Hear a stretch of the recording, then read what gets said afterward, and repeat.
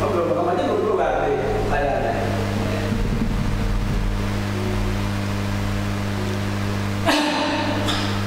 Sekarang 9 menit. Bisa mati muda. Ya ya.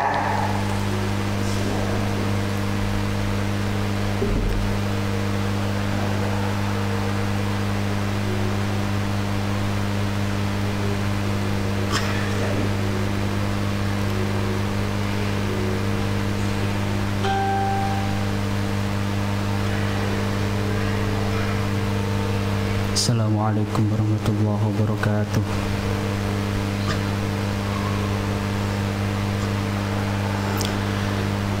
A'udzu billahi minasy syaithanir rajim.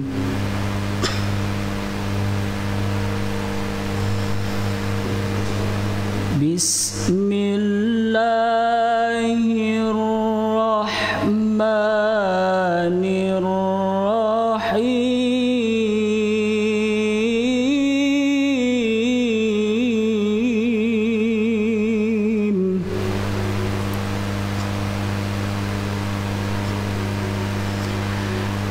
Wa qulna ya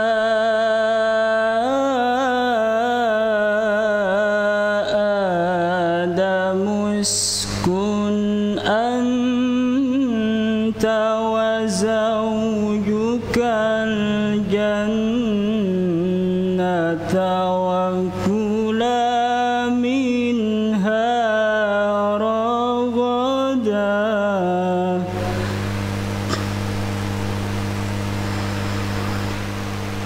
wa kula minha حيث شئتما ولا تقربا هذه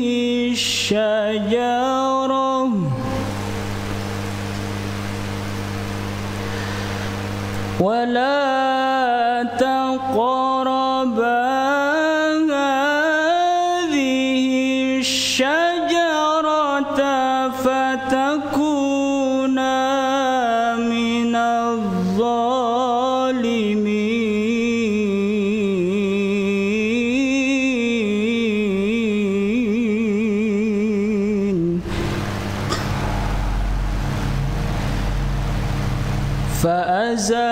فأزلهما الشيطان عنها فأخرجهما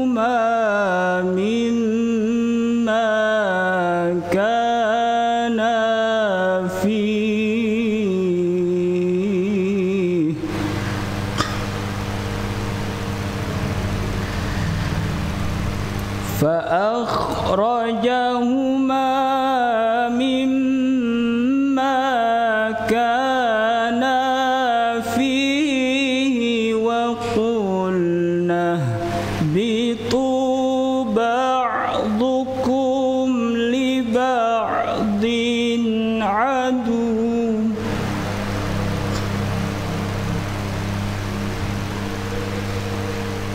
ولكم في الأرض مستقر ومتاع إلى حين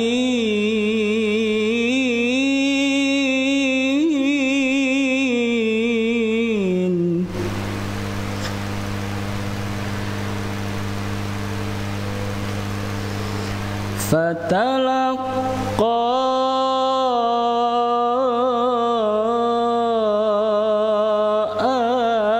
آدم من ربه كلمات فتاب عليه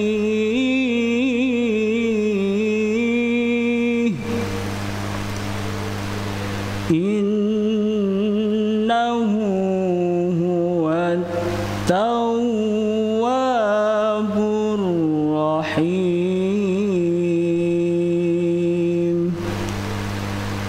صدق الله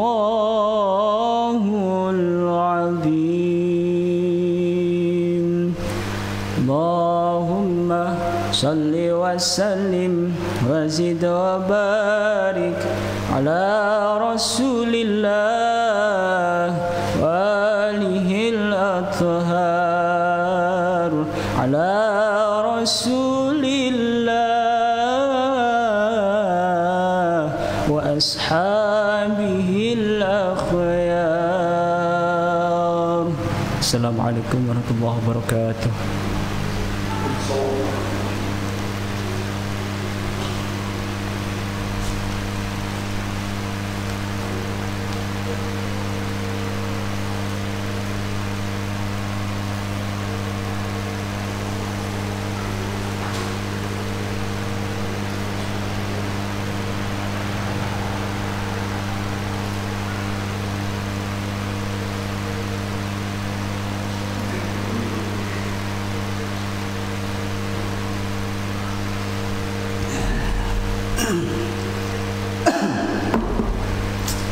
Assalamualaikum warahmatullahi ta'ala wabarakatuh.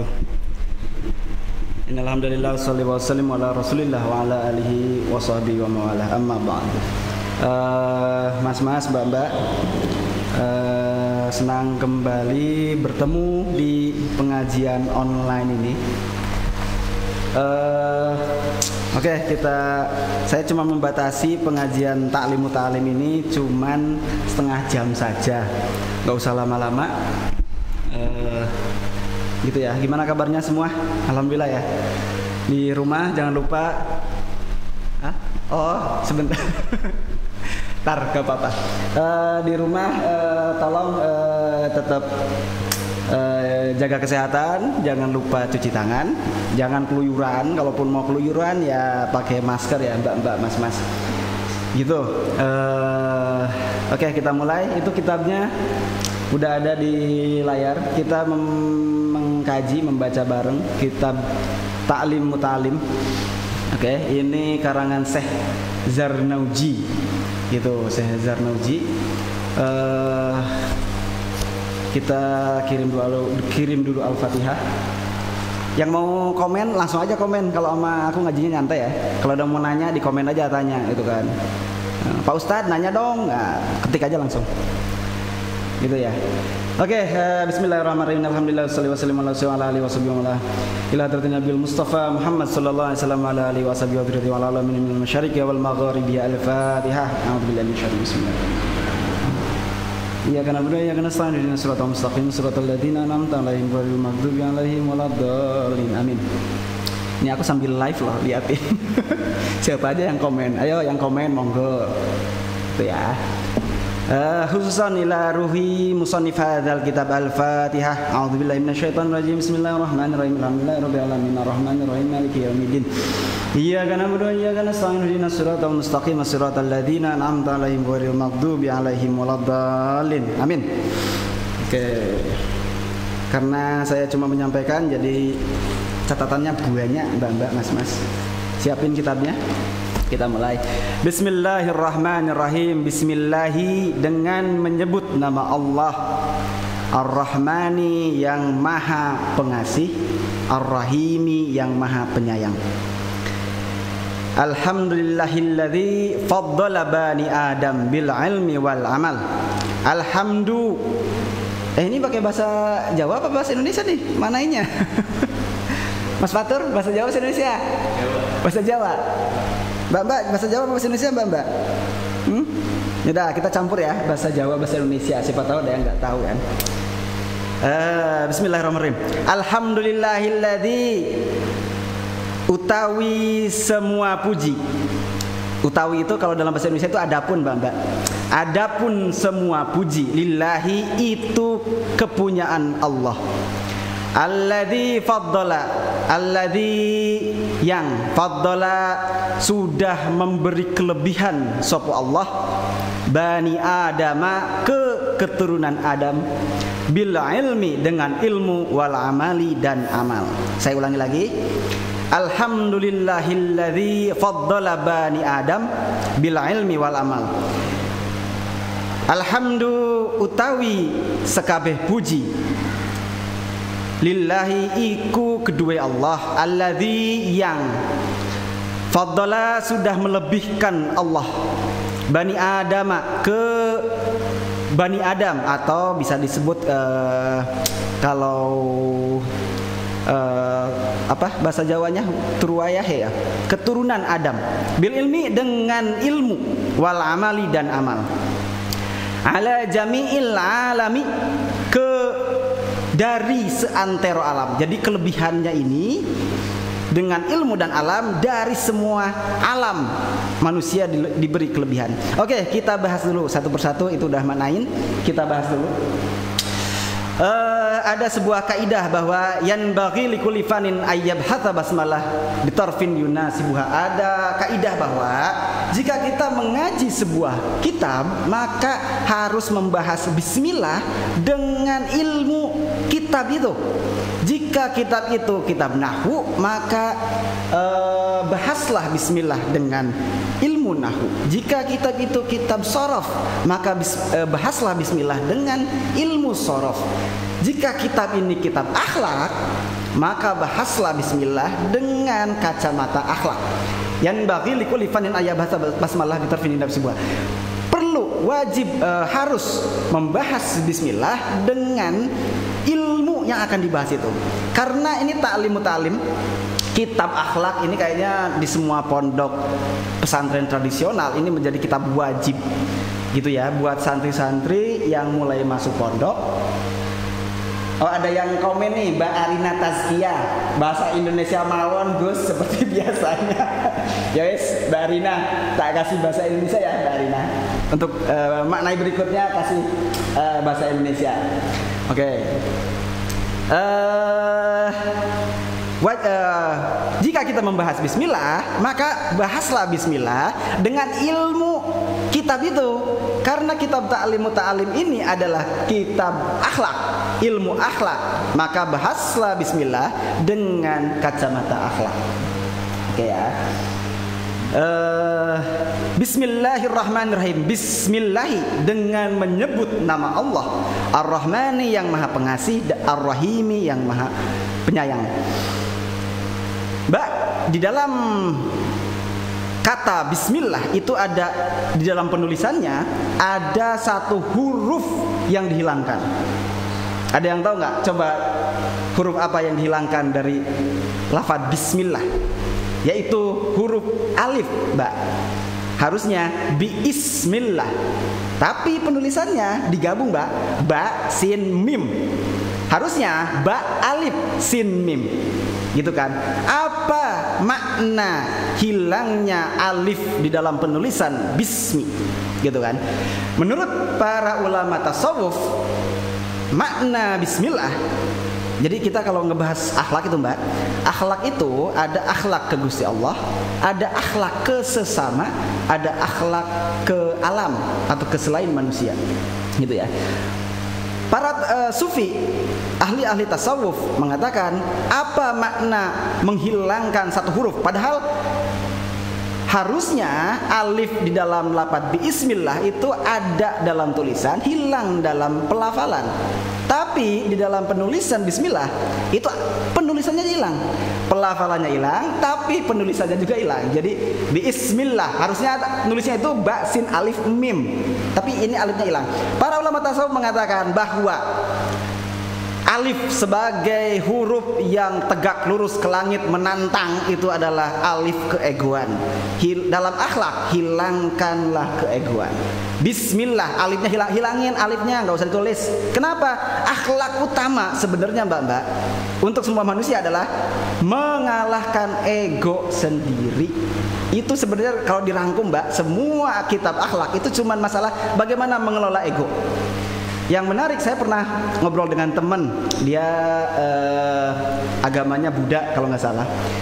Dia ngomong ke saya dulu itu, saya tertarik dengan agama Islam. Kenapa? Karena agama Islam itu bukan menghilangkan nafsu, tapi mengelola nafsu. Itu betul, karena nafsu itu fitrah. Orang Sunda ya, jadi fitrah. Fitnah. Orang Sunda bilangnya fitnah. Fitnah. Oke. Kata teman saya yang agama Buddha ini, dia mengatakan Islam itu, saya senang dengan Islam. Kenapa? Karena nafsu itu dikendalikan, bukan dihilangkan. Di agama Buddha nafsu itu dihilangkan. Padahal nafsu itu ya fitrah. Nafsu makan, nafsu birahi, gitu kan Tur? Kayak nafsu amarah. Itu hal yang fitrah, gitu kan? Natural, gitu kan? Buat manusia. Tapi Islam memerintah kita bukan menghilangkan nafsu, tapi mengelola nafsu. Itu keunggulan Islam di situ ya. Saat penulisan Bismillah, Mbak, alifnya dihilangkan. Orang-orang para ahli tasawuf mengatakan alif itu adalah tegak lurus menantang langit, alias menandakan keegoan. Hilangkanlah keegoan. Bismillah dengan atas nama Allah, hilangkan keegoanmu di sana. Makanya nulisnya ba sin mim, alifnya hilang. Bismillah dengan menyebut nama Allah. Gitu ya. Kalau ada yang mau nanya di komen ya. Ini kita lihat dulu komen-komennya. Ya. Jangan lupa kopinya disiapin sambil ngaji. Oke. Pembahasan bismillah dari kacamata akhlak itu seperti itu.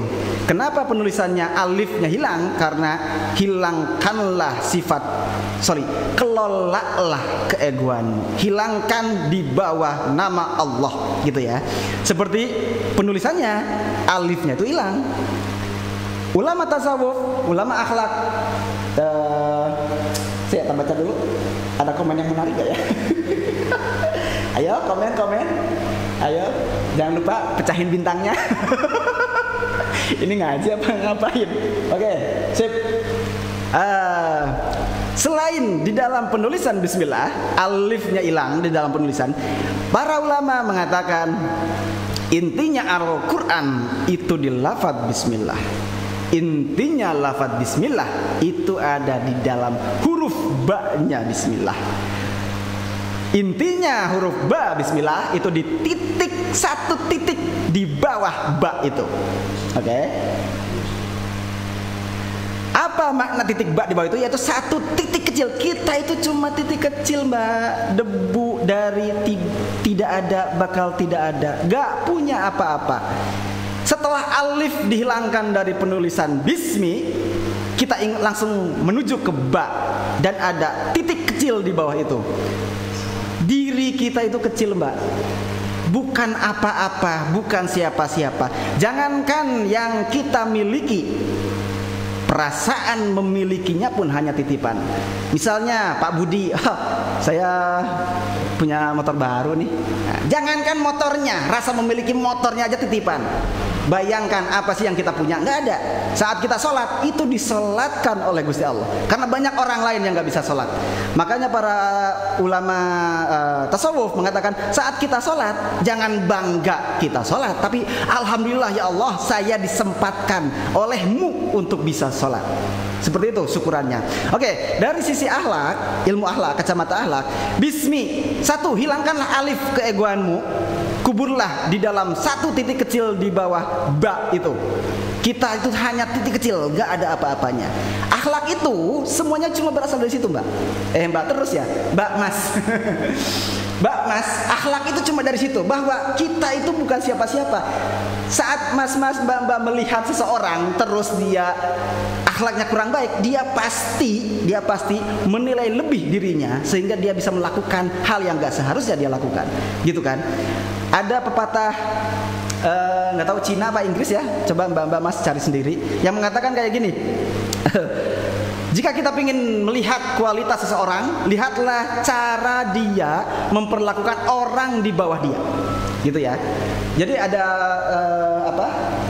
ada sebuah pepatah dalam bahasa Inggris kalau nggak salah. Jika kita ingin melihat kualitas seseorang, lihatlah cara dia memperlakukan orang di bawah dia. Saat guru memperlakukan murid, bos memperlakukan karyawan, kiai memperlakukan santri, lihatlah cara dia memperlakukan orang di bawah. Kualitasnya bakal kelihatan. Kenapa?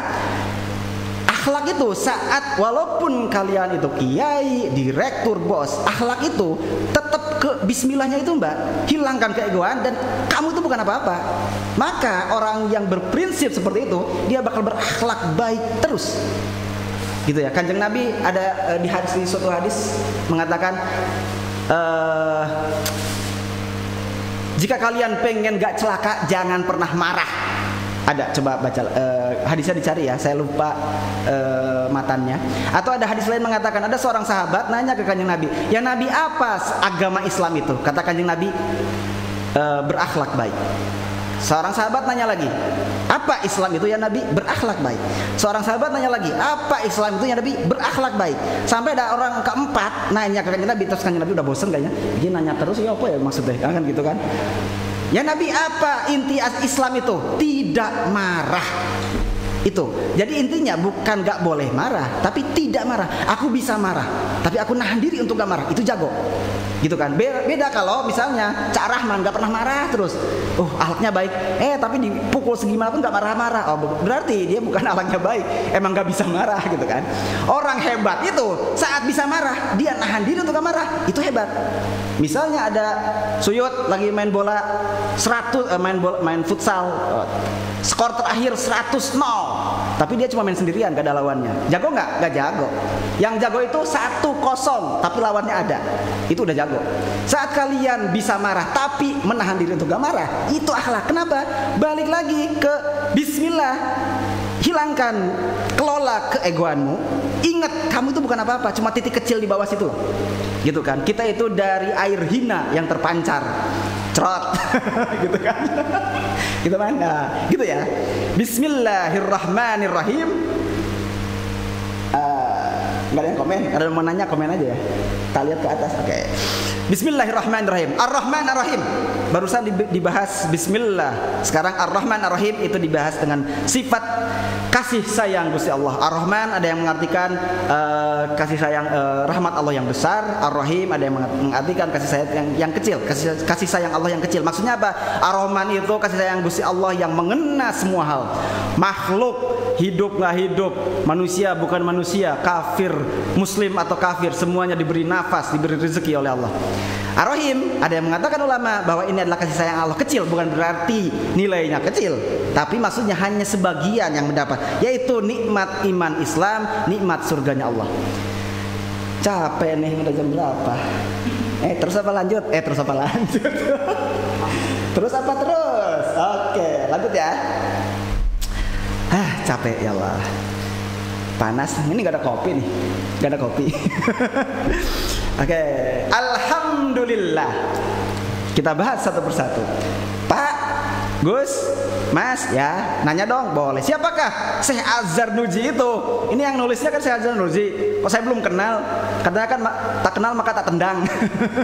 Katanya kan tak kenal maka tak sayang. Syekh Az-Zarnuji itu biografi hidupnya itu cukup berkabut, Mbak, Mas. Maksudnya sulit mengetahui siapakah Syekh Az-Zarnuji ini.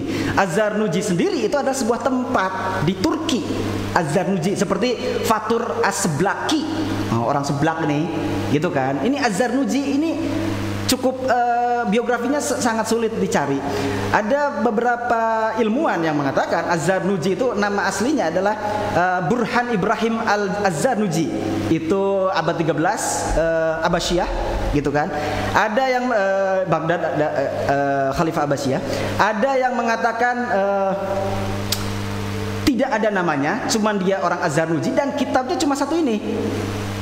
Syekh Az-Zarnuji cuma menulis kitab ta'lim doang, gak ada kitab lain. Tapi ada ulama yang mengatakan lain, ini hanya salah satu kitab beliau.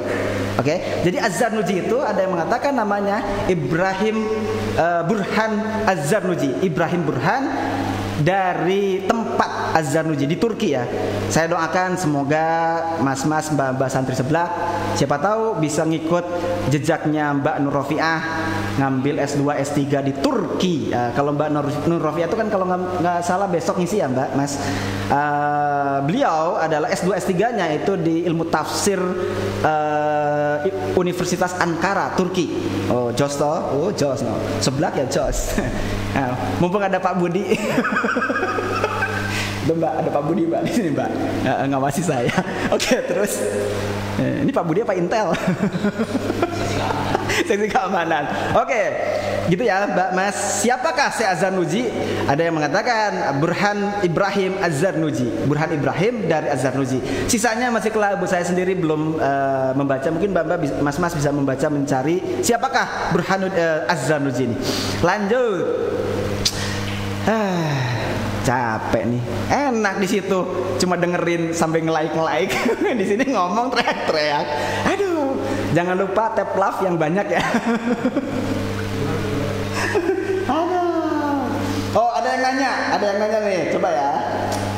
Rizka Nur Maulidiyah, tidak marah tapi dengki. Gimana? Wok. Marah itu seperti apa? Oke, Mbak.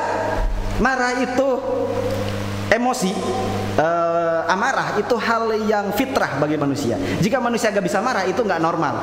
Kok kayak orang marah-marah itu ceritanya. Yang penting adalah mengelola marah itu. Saat saya bisa marah, tapi saya menahan untuk gak marah, itulah kualitasnya di situ, gitu kan? Saat mbak mas bisa makan, tapi menahan diri untuk gak makan karena puasa, itulah hebatnya. Beda kalau kamu gak makan, iya. Kenapa? Gak ada makanan. Oh kan beda. Feelingnya tuh beda kan? Banyak makanan, bisa makan, tapi nggak makan, menahan diri, puasa, gitu kan? Bisa marah. Ada hal yang membuat dia marah, tapi dia nggak marah. Itu hebatnya kualitas orang tuh di situ, Mbak, Mas, gitu ya. Tidak marah tapi dengki. Gimana? Marah itu seperti apa? Marah itu saat gini. Ada pepatah juga, Mbak, Mas. Oke, ada pepatah juga mengatakan, jika kalian berdebat dengan orang, bolehlah kalian kalah argumentasi, tapi jangan sampai hilang pertemanan, gitu ya. Di Al-Quran, apa yang dikatakan, apa yang diperintahkan oleh Allah ke orang untuk menghadapi orang tuanya. Bolehkah beda pendapat? Boleh. Ibrahim dengan bapaknya beda pendapat. Banyak yang lain, Ishak, Yakub, banyak beda pendapat. Apa yang enggak diperbolehkan oleh Quran, akhlak anak ke orang tua, yaitu wala uffin, jangan bentak. Woi, maksudmu apa koi? Itu kan. Marah itu saat isi emosi kita dibungkus oleh tindakan yang kurang terpuji. Isinya bisa bagus loh, Mbak. Saya pengen protes seseorang, tapi dengan cara marah, itu jelek. Dengan cara yang uffen, membentak, nada tinggi, gitu kan. Tapi saya juga bisa punya di dalam hati itu sesuatu yang diomong, tapi dikelola dengan baik, dengan penyampaian yang baik, gitu ya. Ada yang bilang nih, ada pertanyaan dari Mega Sofiati. Ada yang bilang, apakah benar kalau Ar-Rahim itu kasih sayang Allah yang hanya di akhirat, Gus? Oke, tadi udah diceritakan ya. Ar-Rahim itu kasih sayang kecil, dalam artian bukan kecil volume atau level atau kualitasnya, tapi yang merasakannya sedikit, yaitu cuma muslim, mukmin, ada nikmat Islam, iman, gitu ya. Muzayyin Pondok Putra hadir. Ngapain in? Oke. Ada Rahman. Oh, Rahman nanya, bagaimana cara kita menahan marah ketika sudah dalam posisi sangat ingin marah? Wis kebelet marah, nahan. Gini, ada kisah, kalau saya nggak salah baca di buku cerita anak pas saya dulu zaman kecil gitu, yang masih ganteng itu, sekarang juga masih ganteng sih. Saat kalian marah, cobalah hitung 1 sampai 10 dulu sebelum mengeluarkan amarah. Aku marah ke Fatur. Ye Fatur ki ora berjamaah subuh piye? Mau tak samperi kamare, oh tak gebrak, tangi, piye to iki? Ah gitu ya. Misalnya aku mau marah gitu. Tapi pas jalan aku ngitung 1, 2, 3, menahan, jangan marah, jangan 3. Minimal 10 hitungan. Kalau itu bukan hadis, bukan kitab ya, Mbak. Cuma ilmu psikologi. Gimana caranya kita menahan marah pas mau meledak marah? Coba deh hitung 1 sampai 10, jangan marah dulu. Jangan marah dulu. Hitung 1, 2, 3. Jadi entar Rahman datang terus lihat pacarnya digebet orang lain, terus mau marah, datangi pacarnya terus hitung 1. Bilang, ngapain Mas? Ngitung biar gak marah. Gitu ya. Mbak-mbak datang gitu lihat pacarnya mbak-mbak lagi ngecengin cewek lain, datengin ke masnya itu, terus di depannya ngitung 1, 2, lagi ngapain yang ngitung biar gak marah gitu kan. Tapi banyak tips and trick lainnya Mas, Mbak, untuk menahan marah. Salah satunya itu, kalau mau meledak, Kanjeng Nabi mengatakan siapapun yang marah bakal celaka. Banyak hadis yang mengatakan jangan marah, stop, gitu, jelek. Apapun niat kalian yang baik itu saat dikeluarkan dengan fasilitas marah, itu bakal jelek keterimanya, gitu kan. Hal baik dibungkus hal jelek, keterimanya jelek. Hal baik dibungkus hal baik, bakal keterima baik, gitu kan. Seperti itu. Ini orang rampung ini. Ini jam berapa? Mas Fatur berapa jam lagi nih? Oh, 9:06. Saya tak minta izin ke mbak-mbak, mas-mas 9:15 selesai ya. Rahayu Dewi, gimana caranya bisa menahan amarah Gus? Udah tak terangin. Nasir Qasim Rafif, amin Gus. Mugi santri seblak juga dapat barokah Said Nursi. Jos Said Nursi itu adalah salah satu ulama kontemporer yang membuat tafsir Quran, namanya An-Nursi. Tebel banget, sekitar 29 jilid An-Nursi itu. Dalamnya itu adalah tafsir Quran kontemporer, bagus banget An-Nursi. Ada lagi yang nanya? Gak ada. Maaf sebelumnya Gus, saya maafkan. Kenapa Syekh Az-Zanuji hanya menulis kitab taklim? Syekh Az-Zanuji menurut beberapa ulama hanya menulis taklim, tapi menurut beberapa ulama lain banyak menulis kitab lainnya, cuman gak terekspos gitu ya. Jadi ini masih diperdebatkan gitu. Ada yang nanya lagi nggak ya? Scroll. Dimas Proyogo hadir. Jos Dim. Yos, lanjut ya. Alhamdulillah. Saya sampai 9:15 ya mbak. Sekitar 5 menit lagi. Udah capek nih. Gimana, udah siap sahurnya pakai apa? Jangan dipikirin. Fokus aja ibadah. Jangan lupa khataman 1 juz 1 harinya ya mbak-mbak, dicicil. Keburu kiamat. Ini lagi musim kayak gini, kita nggak bakal pernah tahu nih wabah ini sampai kapannya, keburu kiamat. Cepatlah, mumpung bersama orang tua, bantu orang tua. Selama ini nggak pernah berbakti, nggak pernah dekat sama orang tua, bantulah orang tua dan segala macam. Alhamdulillahilladzi, alif lamnya adalah alif lam alif lam istighraq, alias alif lam menghabiskan, alias artinya semua. Itu istighraq, hamdu semua puji, lillahi itu punya Gusti Allah. Gus, Pak, Mas, nanya dong. Ya, kalau semua berarti ada banyak dong, puji itu banyak. Ada berapa? Kalau sependek yang saya terima pas waktu kecil, jadi pas aku segede-gede, pas kecil segede Arka gitu, disuruh ngaji sama almarhum bapak, dan ngaji. Ngaji itu nadoman dan segala macam. Puji itu ada 4, mbak-mbak, mas-mas. Ada nadomnya juga. Coba cerita. tes. Mungkin suara saya nggak sebagus suara Cak Fatur, karena biasanya suara sama wajah itu berbanding terbalik biasanya. Suaranya jelek itu biasanya wajahnya bagus, dan sebaliknya lah gitu ya. Oke, canda tur. Ada yang nanya. Rahman terus nanya gitu ya teman. Terus bagaimana menghilangkan rasa dengki terhadap orang lain Gus? Tak jawab. Ada lagi. Zain Sofi nanya, apa tuh Gus? Mau bertanya, di dalam kitab Lumbul Aqidah dijelaskan bahwa Ar-Rahman itu untuk orang muslim mukmin, sedangkan Ar-Rahim itu untuk semua manusia. Tapi saya belum tahu sebab. Oke, nanti kita bahas. Teh anget. Jenengnya teh anget. Oke lah. Gus, marah yang baik itu bagaimana? Wir nanya. Gus, bagaimana kalau kita? Nah, ini jadi kayak konsultasi psikologis. Ini kita biar rampung nah. Oke, saya tak alhamdulillah dulu ya. Alhamdulillahilladzi faddala bani. Ada alhamdu, alif lamnya istighraq, alias menghabiskan. Puji itu ada berapa? Ada 4, Bapak. Qadimun li qadimin, qadimun li hadisin, hadisun li qadimin, hadisun li hadisin. Puji Allah ke dirinya, puji Allah ke makhluknya, puji makhluk ke gustinya, puji makhluk sesamanya. Tung dendeng ces. Pas kecil aku biasanya disuruh ngapalin itu. Puji itu ada 4, Bapak, Mas-mas. Puji Allah ke dirinya, banyak di Al-Quran, banyak di hadis. Akulah yang maha besar, akulah yang maha pengasih. Gusti Allah memuji diri sendiri. Hak dia untuk memuji. Orang semua punya dia. Oke. Yang kedua, puji itu apa? Puji Gusti Allah ke makhluknya, banyak banget. Lihatlah Yusuf yang bersyukur, lihatlah Muhammad, lihatlah Musa, lihatlah Ibrahim. Gusti Allah memuji makhluknya, banyak banget. Yang ketiga, puji itu apa? Puji makhluk ke Gustinya. Oh, kita, ya Allah yang maha besar, yang maha kuasa, kita kan memuji. Oke, itu ketiga. Yang keempat, puji makhluk sesamanya. Mas Rahman ganteng banget sih. Itu antar sesama ya. Makanya saat kita dipuji, kembalikan itu ke Allah. Mas Fatur, Cak Fatur, apa? Ganteng banget sih. Ya sih udah bawaan dari orok. Ya gak gitu. Saat kita dipuji, kembalikan ke yang punya puji. Siapa? Alhamdulillah. Ganteng banget sih, Cak. Alhamdulillah. Karena semua puji yang 4 itu milik Gusti Allah. Gitu kan? Kembalikan ke yang punya. Alhamdulillah. Saya ulangi lagi ya.